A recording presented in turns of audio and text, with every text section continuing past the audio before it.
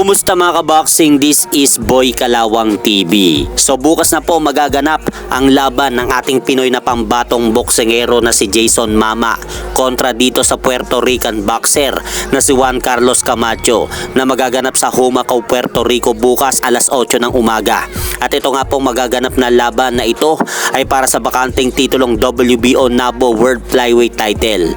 At sa kanila nga po naganap na official weigh-in mga idol kanina, tumimba nga po ang Puerto Rican boxer na si Juan Carlos Camacho sa timbangan ng 111.8 libras, habang tumimbang naman po ang Pinoy na boksingero na si Jason Mama ng 110.8 libras. Kaya dahil po dyan mga idol, kapwa nga po nilang dalawa nakuha ang official weight limit ng flyweight division. Kaya asahan na po natin mga idol na tuloy na nga po ang bakbakan ng dalawang ito para bukas. Kaya suportahan po natin si Jason Mama na makuha po nito ang panalo para bukas sa bansang Puerto Rico. At bago po muna mga idol maglaban ang dalawang ito para bukas, may kartada po muna si Juan Carlos Camacho na 17 wins, only 1 loss at 8 po dito ay natapos via knockout. Habang si Jason Mama naman po ay may disenteng record po ito sa boxing na 20 na panalo at 1 talo at 10 po dito ay natapos via knockout. At hanggang dito na lang po muna ang aking update sa mga kaganapan sa mundo ng boxing.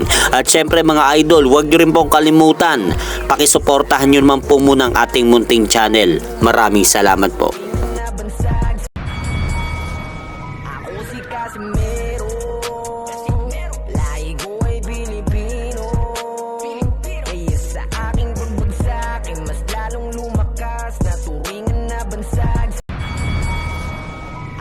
Casimero, lahi ko ay Pilipino.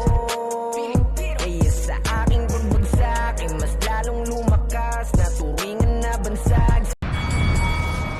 Ako si Casimero.